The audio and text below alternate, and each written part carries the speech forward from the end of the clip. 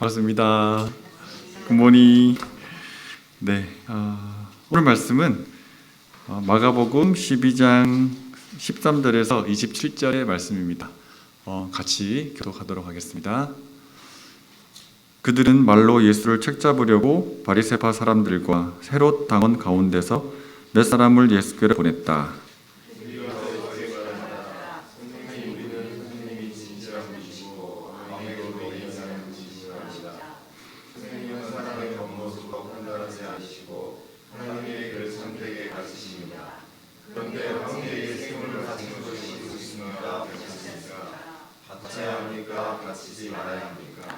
예수께서 그들의 속임수를 아시고 그들에게 말씀하셨다. 어찌하여 나를 시험하느냐? 데나리온 한 입을 가져다가 나에게 보여보아라.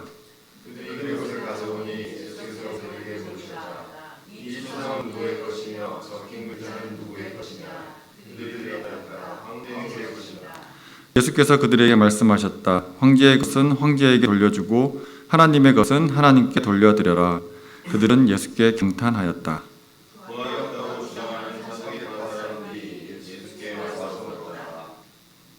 선생님, 모세가 우리에게 써주기를 어떤 사람의 형이 자식이 없이 아내만 남겨두고 죽으면 그 동생이 그 형들을 맞아들여서 그의 형에게 대를 이을 자식을 낳아 두어야 한다 하였습니다. 형제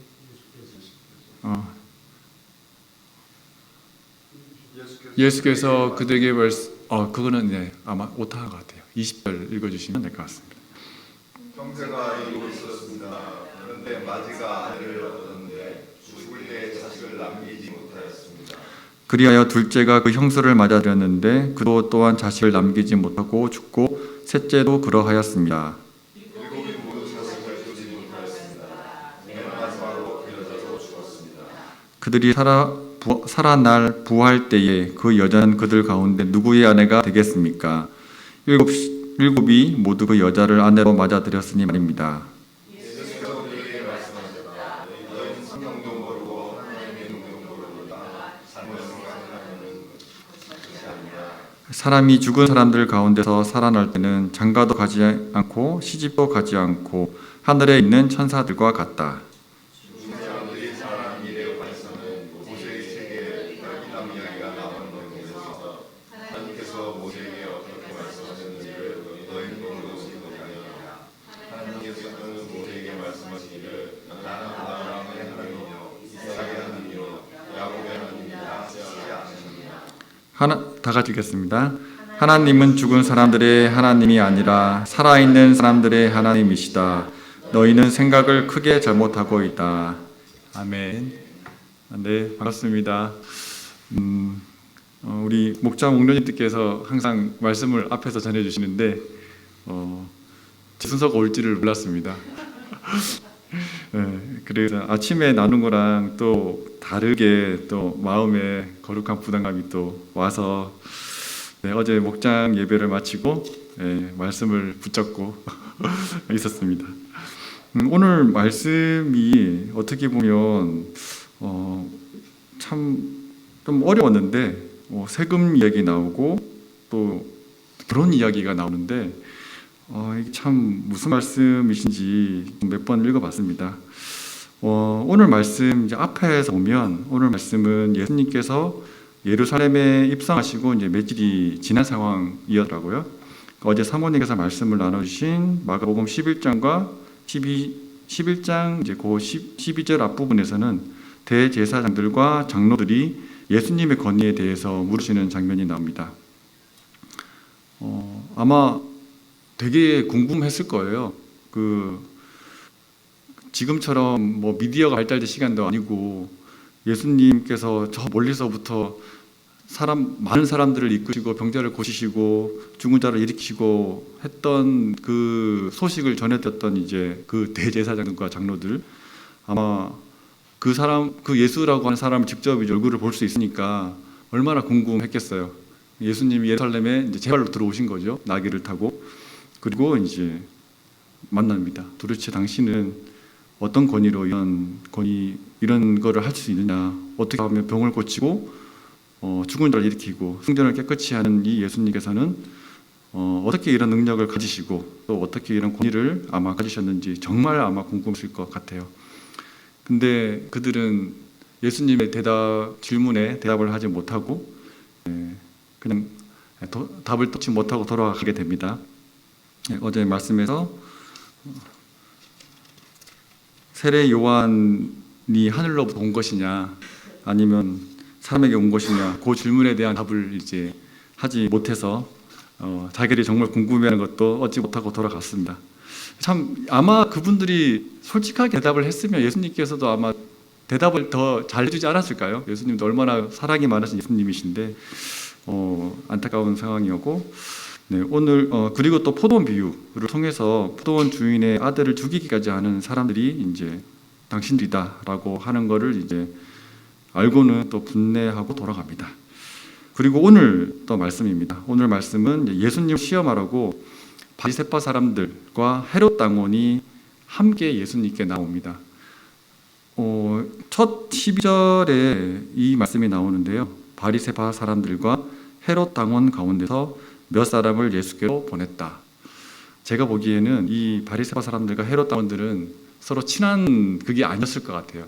역사적으로 잘 모르지만 그런데 이 사람들이 예수님이라고 하는 예수라고 하는 그 사람 앞에서는 지금 어떻게 보면 이제 정치적으로 같은 입장이 된 거죠. 그래서 참 사람들은 정치적인 모습 아마 정치 앞에서는 뭐 이런 말이 쉽게 있는데 저기에 적은 친구다. 이게 맞는지는 모르겠지만 네, 참 사람들은 참 이율배반적인 모습을 띠고 있지 않나 느꼈습니다. 그래서 정치적으로나 종교적으로 서로 함께하지 않는 집단들이 예수님 앞에서는 하나가 되는 모습이 참 아이러니한 것 같습니다. 이런 모습은 또 성경의 다른 곳에서 찾아볼 수 있었습니다. 누가복음 23장 12절 말씀에는 헤롯과 빌라도가 전에는 서로 원수였으나 바로 그날에 서로 친구가 되었다. 이런 말씀이 또 있더라고요. 참 안타까운 상황인데도 불구하고 이 빌라도가 예수님을 신문하고 또 하고 난 다음에 그 출신을 보니까 갈릴리 사람, 그러니까 갈릴리 사람 관할 지역은 헤롯인데 라고 해서 헤롯한테 보내는 그런 모습이었습니다. 또 헤롯도 예수라고 하는 그 사람을 만나보고 싶었는데 빌라도 이렇게 또 보내주니까 또 서로 이제 그날에 서로 친구가 되었다는 그 얘기가 이해가 되던 말씀이었습니다. 네, 참 예수님을 앞에 두고 또 서로 연수였던 헤롯과 빌라도가 친구가 되는 참으로 아이러니한 상황이지 않을 수 없습니다. 세상에는 이런 모습을 쉽게 볼 수 있습니다. 국가와 국가 간의 관계를 보면 그렇고 정당과 정당 간의 관계, 또 대선 후보들 간의 관계, 또 회사 내에서도 마찬가지입니다. 진급 시즌이 되면 보여지는 여러 가지 모습들, 친구들 간에도 있습니다. 멀어졌다가 또 친해졌다가 다시 멀어지는 이런 일들을 보면 세상 속에서 벌어지는 모순적인 일들이 너무 많은 것을 알 수 있는 시간이었습니다. 네, 오늘 앞부분에 지금 14절 앞부분을 보면 이 바리새파 사람들과 헤롯 당원들이 예수님 앞에 나와서 칭찬을 합니다. 보시면 선생님, 우리는 선생님이 진실한 분이시고 아무에게도 매이지 않는 분이심을 압니다.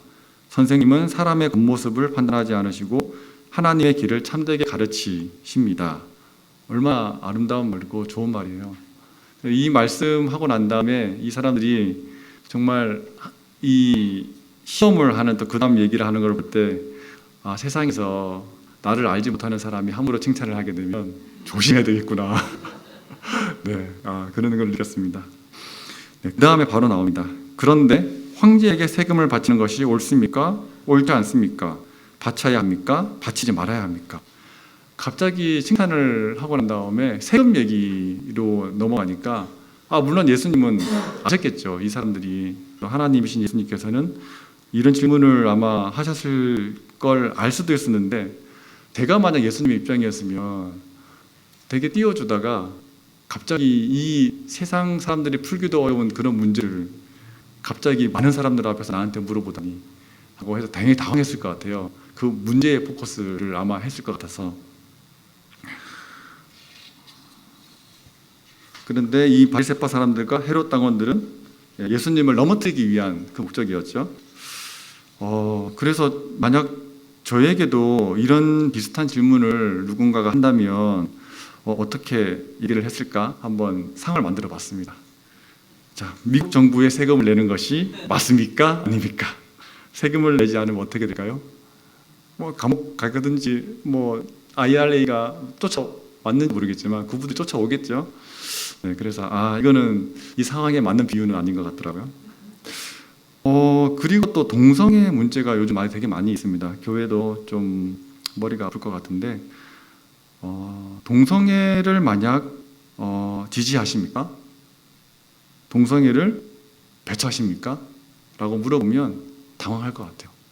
그러면 나는 뭐라고 대답을 해야 되지? 그런데 예수님의 이 이야기에서 좀 답을 저에게 주신 답은 참으로 어려운 문제이고 어려운 답을 해야 될 수밖에 없지만 이렇게 이야기하면 어떨까 합니다라고 하는 생각이 이 다음 요거를 읽어봤어요. 그러니까 12장 28절에 모든 계명 중에 가장 으뜸되는 계명이 무엇인지를 이야기하고 있습니다. 우리 하나님이신 주님은 오직 한 분이신 주님이시다. 내 마음을 다하고 내 목숨을 다하고 내 뜻을 다하고 내 힘을 다하여 너희 하나님이신 주님을 사랑하여라. 둘째는 이것이다. 내 이웃을 내 몸과 같이 사랑하여라. 이 계명보다 더 큰 계명은 없다. 그래서 동성애가 옳지 않냐 이야기를 하면 문제는 해결할 수가 없는데, 하지만 그 누가복음 12장의 말씀에서 예수님께서는 하나님을 사랑하고 이웃을 사랑하고 또 말씀을 하셨습니다. 저는 당연히 모든 사람들을, 우리의 이웃이 누구든지 사랑을 해야 한다는 이 말씀으로 이 어려운 질문에 대한 답을 하면 어떨까라는 또 지혜를 얻었습니다. 네, 그 다음에는 이제 다시 사두개파 사람들이 등장합니다. 사두개파 사람들은 부활을 믿지 않은 그런 불의의 사람들이라고 성경에 나와 있는데요. 네, 참 황당한 질문을, 왜 이런 질문을 그 많은 사람들 앞에서 칠형제가 다 죽는 상황이 확률적으로 도대체 몇 프로일 것이며 그 아내가 모세의 율법에 의해서 이렇게 참 어려운 상황인데, 네, 이게 어디서 나왔는지를 한번 찾아봤습니다. 이런 제도가. 그래서 신명기 25장에 나와 있던데요. 신명기 25장 5장에 보면 형제가 동거한데 그중 하나가 죽고 아들이 없으면 그 죽은 자의 아내는 나가서 타인에게 시집을 가지 말 것이요, 그 남편의 형제가 그에게로 들어가서 그를 취하여 아내를 삼아 그의 남편의 형제에 대한 의무를 그에게 다 행할 것이요 라고 되어 있었습니다. 그리고 6절에 그 여인의 낳은 첫 아들로 그 죽은 형제의 후사를 있게 하여 그 이름을 이스라엘 중에서 끊어지지 않게 할 것이라 라고 하는 이런 제도가 구약 시대에 있는 걸 확인을 했거든요. 그래서 이 질문을 한 사두개파 사람들은 부활을 믿지 않은 부류였는데, 그래서 이 모세의 율법을 근거로 부활이 있다라고 하면 이게 시형제 결혼이라고 하던데, 이런 시형제 결혼의 풍속의 결과 남편이 2명 이상인 여인이 천국에서는 도대체 누구 아느냐 누구랑 같이 살아야 되냐라고 하는, 이 땅을 살고 있는 저희들에게는 중요할 수도 있지만 이제 예수님께서 그 질문을 아마 받았을 때는 아마 참 굳이 이런 질문을 네가 왜 하냐라고 생각을 하셨을 것 같아요. 네, 개인적으로 또 이 시형제 결혼이라는 단어와 풍습에 대해서 자료를 조사해 보니까 구약 성경에 이런 이야기들이 많이 나오더라고요. 창세기 38장 유다와 며느리 다말의 이야기. 그래서 이거는 형제는 아닌데 이제 이렇게 좀 시아버지와 며느리와의 관계. 그 다음에 룻과 보아스, 룻기를 보면 또 그런 거기도 형제는 아닌데 그 보아스가 이제 그 가문을 물을 자, 기업을 물을 자, 네, 기업을 물을 자라고 하는 그런 관계 속에서 룻이 보아스한테 이렇게 잘 아름다운 러브 스토리가 이어지는 그런 것을 볼 수 있었습니다. 이게 고구려에도 이런 모습이 있었다고 해서 깜짝 놀랐습니다. 한번 들어보시면 고구려 제9대 고국창의 부인 우시 황후가 있었습니다. 남편이 죽자 동생인 산사왕과 결혼을 해서 제 2대에 걸쳐서 왕후가 되는 그런 분이 계셨습니다. 네, 여담이지만 그 이야기를 읽으면서 너무 이야기 재밌는 거예요. 야, 어떻게 왕후를 2번 할 수가 있지? 그래서 이 후시 왕후라는 사람이 찾아갑니다. 이제 제 첫 번째 이 나라를 이어받을 사람을 찾아가서 내가 당신이랑 이렇게 하면 된다. 이제 첫 번째는 거절했어요. 그러자마자 그날 밤에 다시 2번째 동생이 찾아갑니다. 이 이야기, 그래서 유언이다라는 식으로 얘기를 하면서 그 동생과 결혼을 하는 그런 거를 쟁취를 하더라고요. 야, 장난 아니다. 네. 그래서 적극적으로 인생을 펼쳐나가는, 제가 룻도 그랬던 것 같아요. 룻도 어떻게 보면 시어머니가 시켰지만 그 보아스한테 이렇게 접근을 조금 한 것 같고, 네, 그래서 참 진취적인 여자들의 이 스토리, 그러니까 참으로 인상 깊은 어제 밤에 제 묵상이었습니다. 다시 예수님 이야기로 돌아오면, 예수님께서는 이런 논점을 벗어난 이야기에서 이런 질문을 한 사두개파 사람들을 꾸짖었습니다. 예수님께서는 천국에서는 모든 사람들이 다시 결혼을 한 것이 아니라 천사들과 같이 같다라고 해주셨습니다. 그리고는 이제 모세의 이야기를 말씀하시면서 하나님은 죽은 사람들의 하나님이 아니라 산 사람들의 하나님이라고 말씀하셨습니다. 오늘 2 부류의 사람들의 질문에 대한 대답을 해주시는 예수님의 모습을 통해서 저 역시 이런 질문을 하는 사람들과 다르지 않은 사람임을 또 알게 해주셨습니다. 제가 알고 있는 지식이 전부이며 참 20대 때 그런 모습이 기억이 많이 나요. 제가 알고 있는 세상의 단편적인 모습 가지고 친구들과 밤새 그런 쓸데없는 이야기들, 그거 보면 참 우리 ESC 친구들이 참 부럽고 멋진 것 같아요. 그 안에서 이렇게 이제 서로 교회 안에서 서로 이제 최선을 다하는 모습, 또 아이들을 위해서 또 봉사하는 모습, 참 그런 모습을 우리 ESC 친구들은 저희 아이들이 그런 ESC 모습을 따라가기를 간절히 바랍니다.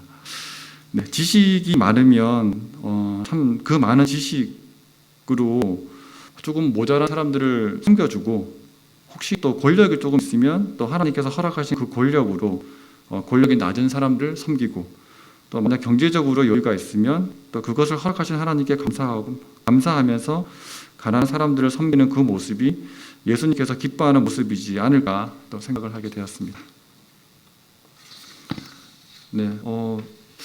저는 어제 목장 모임을 마무리하고 어제 저희 운발레 목장에 남자가 더 많았습니다.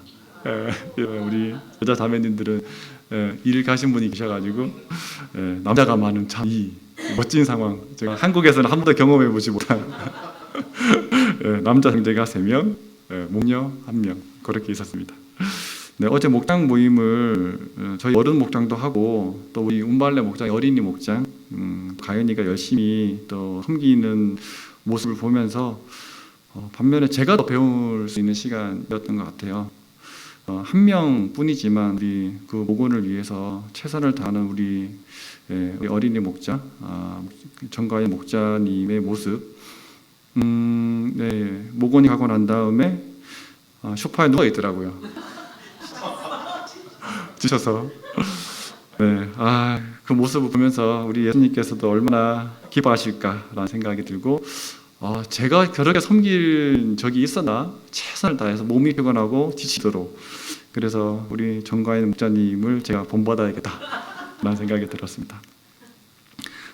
당연히 지금 이 자리에 계신 우리 목자님, 목녀님, 그리고 목자, 목녀님과 함께 목장 사역을 이루어 가시는 우리 모든 GFC 성도님들께 예수님께서 말씀하신 첫째 계명, 하나님 사랑과 이웃 사랑을 이루시는 오늘 하루가 되길 축복합니다. 감사합니다. 기도하시겠습니다. 하나님 아버지 감사합니다. 오늘 말씀을 통해 성전에서 여러 사람들에게 시험을 당하시는 예수님의 모습을 보여주셨습니다.